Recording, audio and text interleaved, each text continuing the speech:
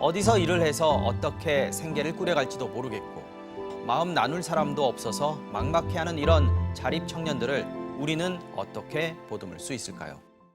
네, 안녕하십니까. 이화여자대학교 사회복지학과 정익중이라고 합니다. 만나서 반갑습니다.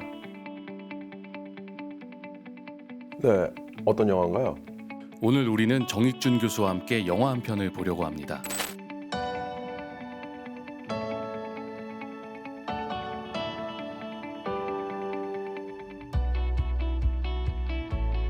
저도 관심 있게 봤던 아주 중요한 보호 종류 아동에 대해서 잘 표현한 그런 영화라고 들었습니다. 네, 알겠습니다. 보육원에서 미리 말 안 해줬나 봐요. 근데 보통 이런 경우가 종종 있거든요. 그럼 지금 소득 신고하면 수급자 유지할 수 있는 건가요? 월급이 120만 원이라 어차피 수급비는 못 받으시고요. 이게 근데 소득이 한 80만 원? 그 정도면 수급자 유지하시면서 30만 원 정도 받으실 수 있다고 나오네요. 우리나라의 국민기초생활보장법이라는 게 있습니다. 그러면 최저생계비보다 모자란 경우 보충하는 그런 구조를 갖추고 있기 때문에 최저생계비 이상 소득이 발생하게 되면 탈락하는 그런 상황에 놓이게 됩니다. 이런 일 때문에 아르바이트를 다른 사람의 이름으로 한다거나 근로계약을 하지 않고 그래서 불법적인 상황에 계속 노출될 수밖에 없고 보호받지 못하는 일자리에 내몰리게 되는 상황들이 굉장히 많은 것으로 알고 있습니다. 자산 형성을 돕지 않으면 나중에 계속해서 수급자로 남을 수밖에 없는 구조이기 때문에 국가 측면에서도 이 아이들에게 자산을 형성해서 빈곤에서 탈출할 수 있게 만드는 게 훨씬 더 도움이 되지 않을까 이렇게 생각이 됩니다.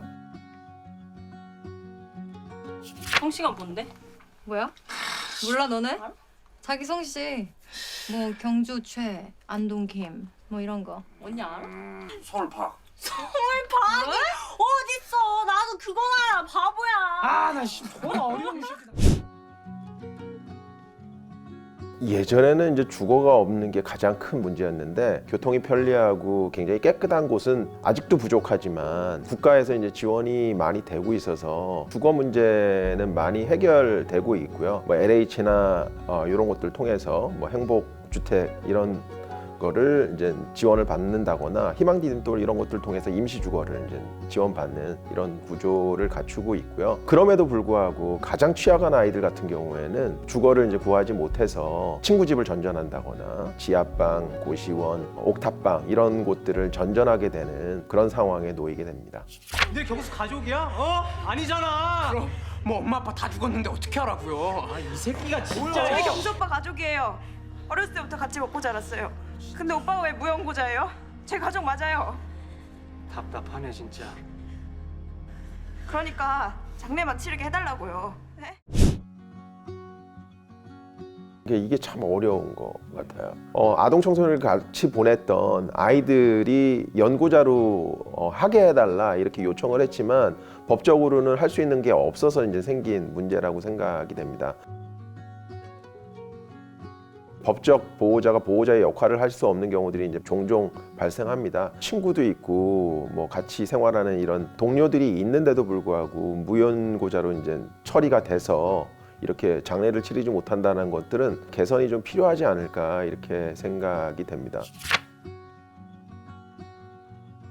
이제는 이제 심리정서적 지원이 가장 이제 필요하고 근데 그런 지원이 실제로 굉장히 어렵거든요. 이걸 하기 위해서는 굉장히 오랜 관계, 보호자의 역할을 할 수 있는 사람과의 만남 이런 것들이 굉장히 중요한데 장기적으로 지원할 수 있는 사람들이 많이 없습니다. 이 아이들이 이미 뭐 성인이 되었다라고 생각할 수도 있지만 성인이어도 조언할 수 있는 사람들은 항상 필요할 수 있기 때문에 이런 분들에게 1대1 관계를 연결시켜주는 노력들이 좀 필요하지 않을까. 자립준비 청년이라고 일반 청년하고 그렇게 크게 다르지는 않습니다. 다를 것이라고 생각하는 것 자체가 약간 편견일 수도 있다. 관심을 가져주는 건 좋지만 실제로 완전히 다를 것이라고 생각하고 너무 동정하는 것들은 바람직하지 않고요. 모든 국민들이 이 아이들의 보호자, 뭐 선배, 멘토 이렇게 되어주는 것들이 굉장히 중요하지 않을까. 그런 시선을 거둘 수 있는 사회, 국민들이 되어야 되지 않을까 이렇게 생각이 됩니다.